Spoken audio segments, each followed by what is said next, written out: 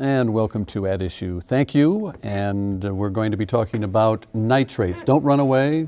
We'll explain nitrates and how it affects you and the Gulf of Mexico. I'm H. Wayne Wilson, and you all know we have fertile farmland in central Illinois, and of course it extends all the way down the Mississippi Basin.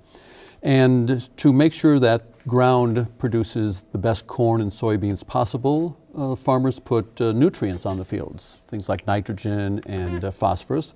Well, nitrogen has a tendency to turn into nitrates afterwards, and little small plants called phytoplankton feed on nitrates, and that starts what is called a little food cycle or a life cycle, and other critters like algae, and that forms, and it causes a problem down the Gulf of Mexico called hypoxia. Hypoxia is basically the lack of oxygen in the Gulf of Mexico, and it means the fish don't live there, and the shellfish at the bottom can't live, they die. It also causes a problem in drinking water. That's where we have to pay attention. And we found some surprises recently in a study over at a subdivision called the Grove at Kickapoo Creek. And we're going to be talking about the issue. And on this program, we talked about the issue 2 weeks ago here on At Issue. We're going to talk about potential solutions with 4 individuals, and let me introduce them to you now. First, let me introduce to you Dan Schaefer. He is with the Illinois Council on Best Management Practices, which is? It's an ag coalition here in Illinois that dedicated to improving the surface waters of the state of Illinois and the waters leaving the state.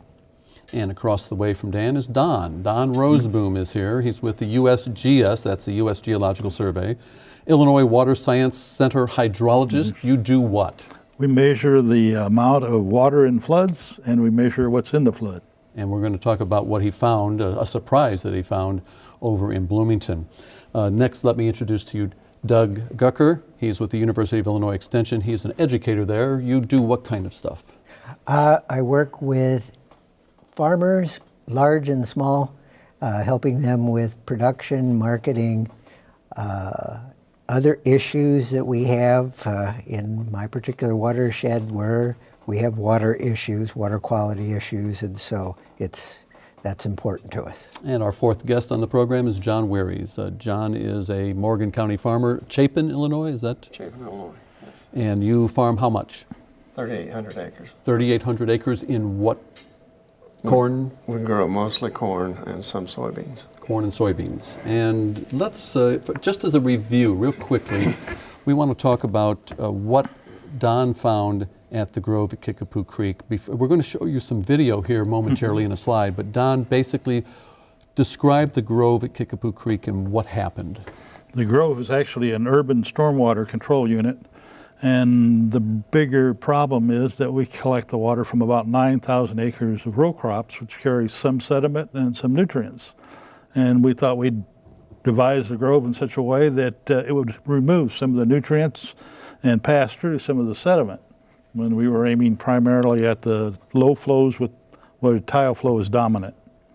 And when we say tile flow, that means those tubes that are underneath the ground. Yes, the field drainage that comes off the field that allows people to actually grow large amounts of corn.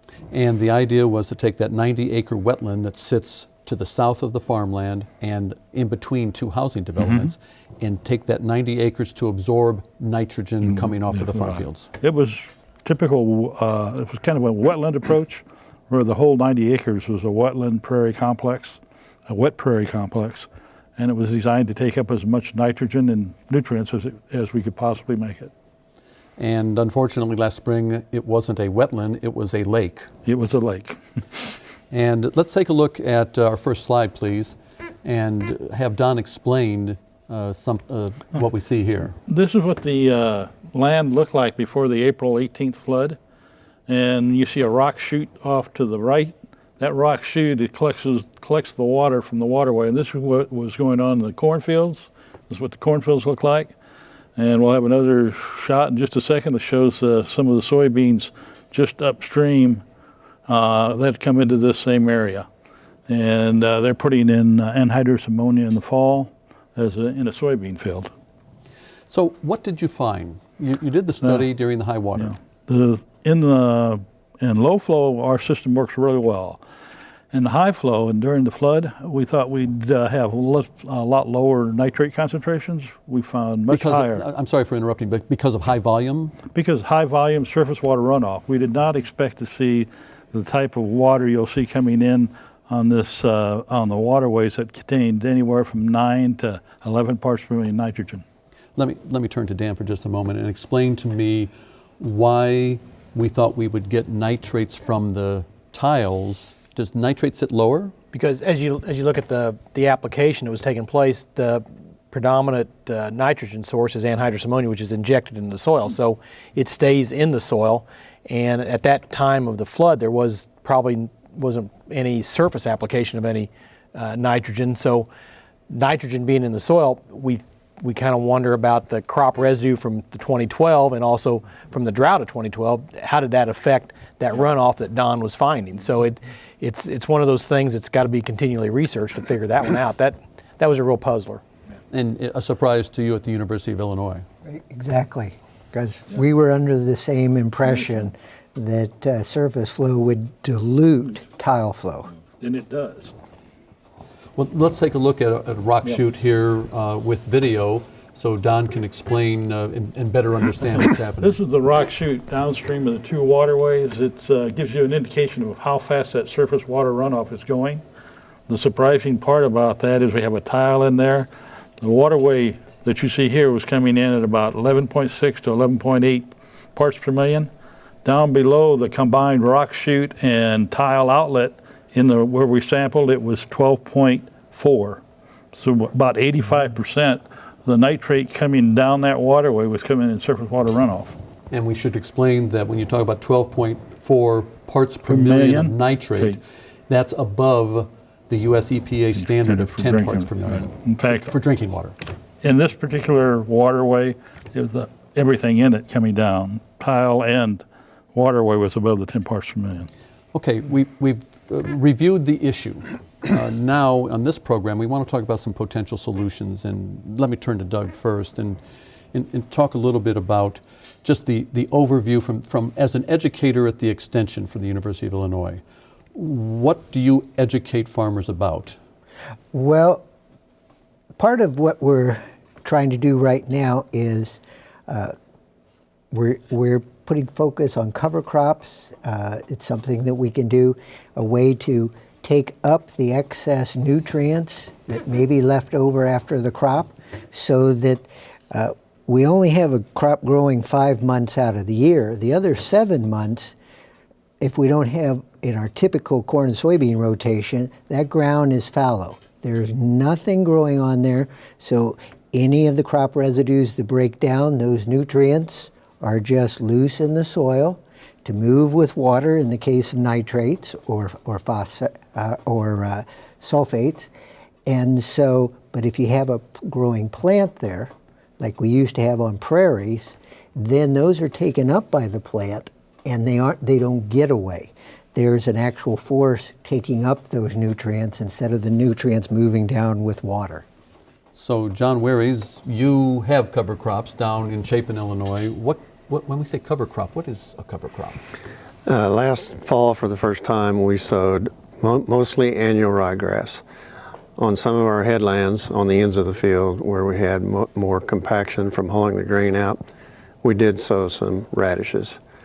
But we sowed every acre last fall, and they were completely covered. And some thought this spring, due to the late spring that we had, what a terrible year to have cover crops, because they're out there.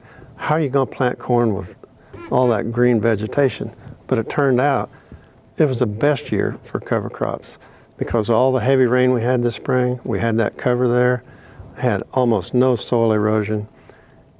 It took up all the excess nitrogen from last year because of the poor corn yields, and that the poorer the yield was, the greener the strip was where the corn row was because of the excess nitrogen.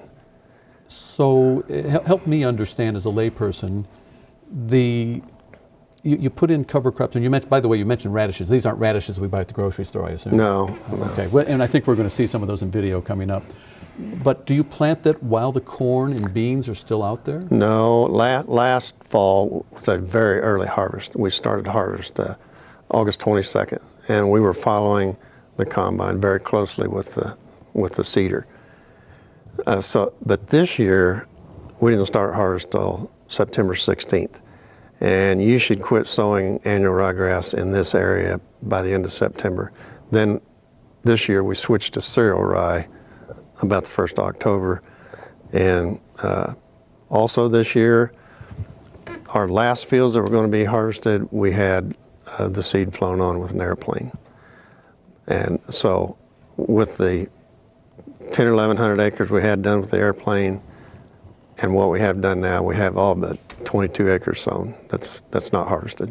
So you have the cover crop growing in the fall. It kind of remains dormant during the winter and then grows again in the spring? The cereal rye looks a lot like wheat and behaves a lot like wheat. The annual ryegrass does go, well, they both don't grow much during the winter, but in the spring when it warms up, they both take off. But the annual ryegrass puts down a root system that's just unbelievable. So retains soil, uses some nitrogen, and then you plow it back in? No, we don't. Well, no, we don't till anything. We just kill it with herbicides. And then plant on top of it? We plant in our strip. We do what they call strip till. So even after the cover crop was sown, we went in there with our anhydrous applicator, applied the nitrogen, what amount we did apply in the fall, in these strips, and then in the spring, we kill the grass, whether it's the annual ryegrass or the cereal rye, and then plant right in that strip.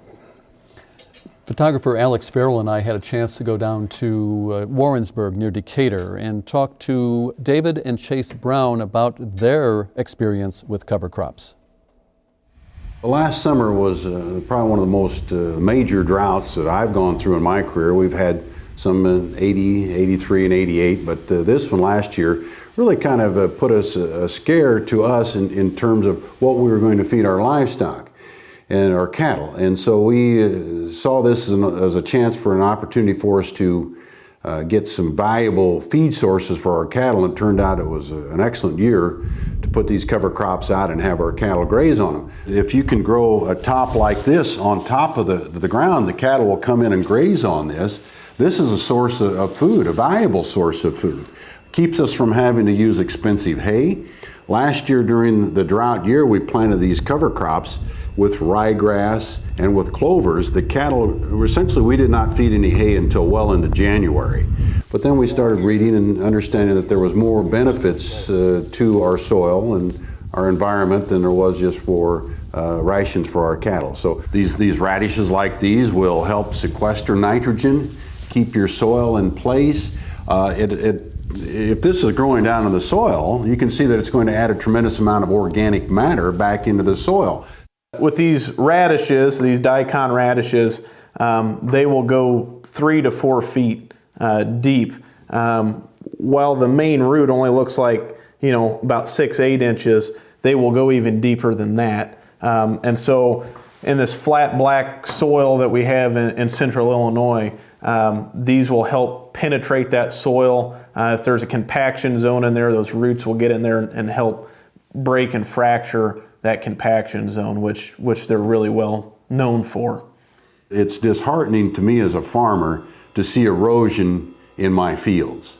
Our family has done a very good job over the years of putting in waterways, trying to keep the soil where it needs to be in our fields. We don't want it washing down the rivers into the Gulf of Mexico, and that's eventually where it'll end up. So I can see some environmental aspects to this to where we're going to keep the soil in its place. I think it's going to be important for farmers to be proactive, to go to our legislators and our government agencies and say, this is what we're doing. This is what we're keeping in our soil, not leaching into the Gulf or into our watersheds. So I think that's going to be important as well, to be proactive, not reactive. Let's not wait until we're told, you guys have to do this, and we don't know much about it, but you've got to do it. And we want to turn to Doug now, and the last comment was we don't want legislators coming in and saying this is how you're going to do it. As an educator at the University of Illinois Extension, you share that philosophy. What I share is that we need, the farmers realize, by and large, they realize we have a problem. We pretty well got them educated to realize that we do have excess nutrients in the soil, and they are escaping through the system. And what we're trying to, what part of my job is to do is to get the word out that we can be proactive and capture these nutrients, and they don't have to get away. And when you do lose those nutrients, we're losing money, we're causing a problem downstream somewhere. And the other opportunity is that if we're losing soil, topsoil is the most fertile part of the soil we have. And when that gets washed away, that's the most fertile part of the farm that's going downriver. We're not losing subsoil. We're not losing the crummy stuff that's down 3 feet. We're losing the best stuff right up on top.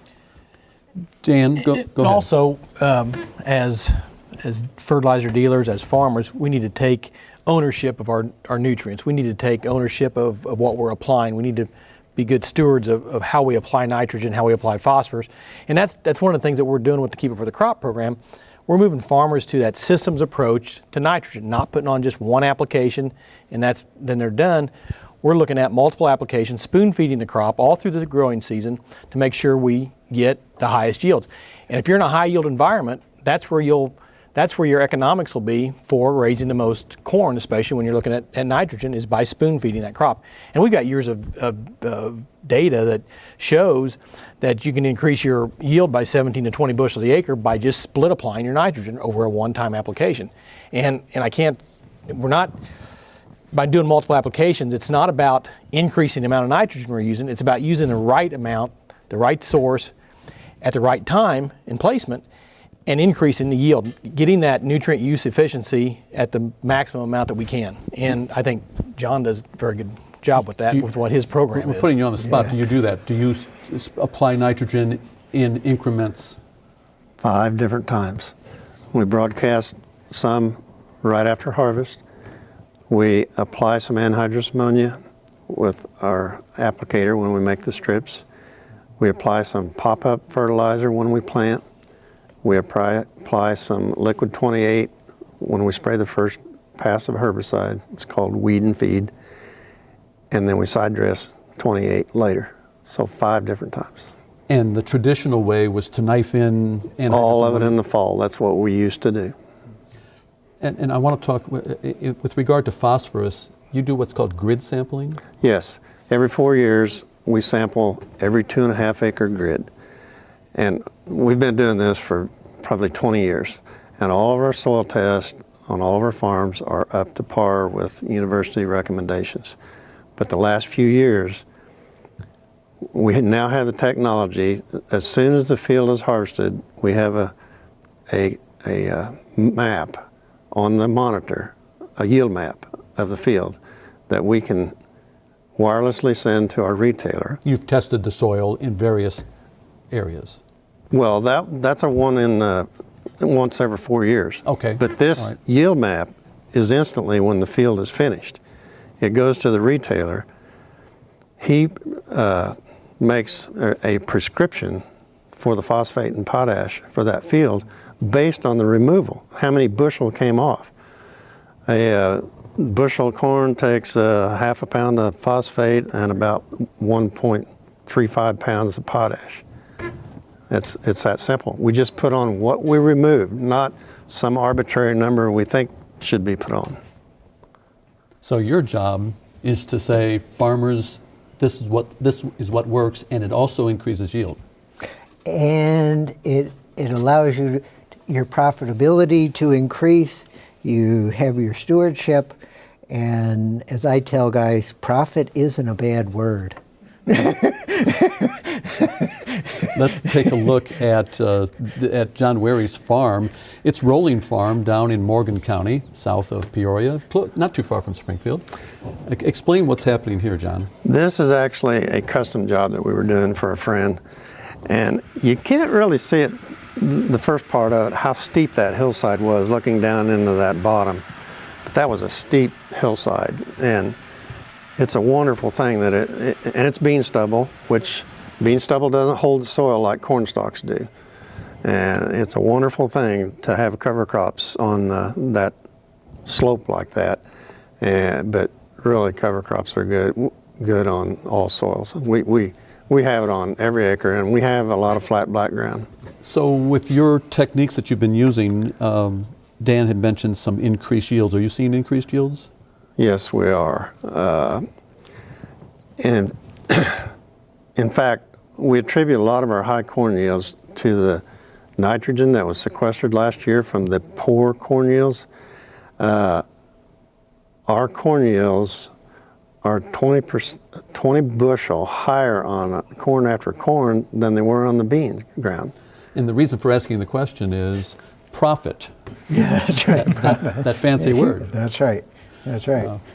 So what role does the wetland play here, Don?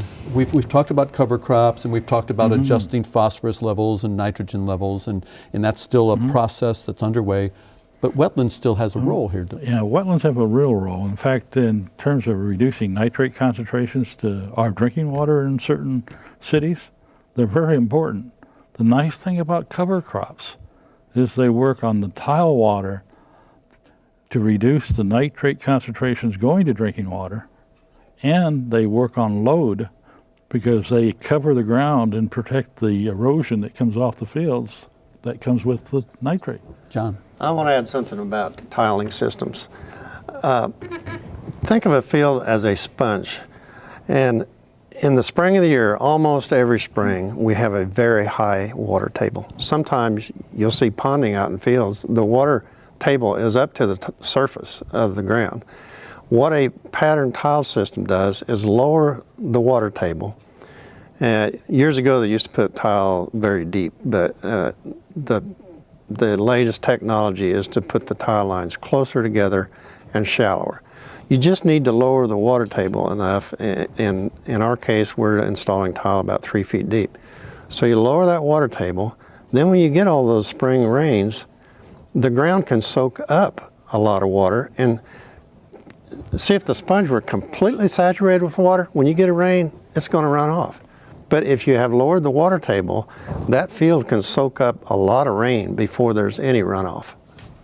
Let's turn to kick 2025 again, keep it for the crop by 2025. How much progress are we making in terms of converting farmers from their traditional way of farming? It would appear that after driving around the area last summer, we made great strides. You see a lot of side dress application, nitrogen applicators in the fields now that we didn't see 5 years ago. Part of our program is to document that through dealers, through aggregated data of what's going on in and out of the watershed. And Keep for the Crop program is working to get that implemented by January 1st. So we'll have a baseline of what's going on now, and we can look at it again in 2 or 3 years and measure that baseline. But just by observations throughout the field and talking to dealers, farmers get it. They understand economics. If you tell a farmer he can pick up 20 bushels the acre and that corn's $4 a bushel, that's real money to him. And if you can show a guy that by putting a cover crop out there, you can sequester 30 or 60 pounds of N and keep it for that next crop, reduce the amount of nitrogen you're going to put on that next spring, every pound of N is about 50 cents per pound of N. So you don't want that. If you can save 30 pounds of N or 60 pounds of N or whatever that figure is, that's real dollars. That's net profit. You take that times 100 acres, 1,000 acres, or 10,000 acres, whatever guy's farming, that becomes real money, big money. It's the economics that's going to drive a lot of this. So you showed bottom line to farmers in trying to educate them with regard to this, but what else do you tell them? I mean, does the environment occur to them when they're thinking about, okay, I can make more money by using cover crops, or do they even think about environment? Well, and part of what I also talk about is that out east, the Chesapeake Bay watershed, they've controlled their nutrients out there, but they didn't do it quite as well as maybe they should have, and they have quite a bit of regulation. And what I try to tell guys is that our farmers is that cover crops work just about everywhere, Takes a little more management, but we're only in a 2-crop system anymore. It's not like we have small grains like we used to have. We don't have livestock. So yes, that they have a little responsibility. And with that, we hope that you have learned a little bit about the issue involving nitrates and other nutrients that farmers are using and how they are trying to solve the problem, if I may call it that. I want to say thank you to Dan Schaefer and to Doug Gooker for joining me on At Issue. Thank you so much. Thank you. And also Don Roseboom and John Wearies. Your boots on the ground, as I call it. Are you talking to your co-farmers, your Oh, yes. next door neighbors? Oh, yes. Okay, good. Yeah. We'll be back next week with another edition of At Issue. This time we're going to be talking about LGBT and the Marriage Act that some of the gay and lesbian couples want to see passed in Illinois. We'll see you then.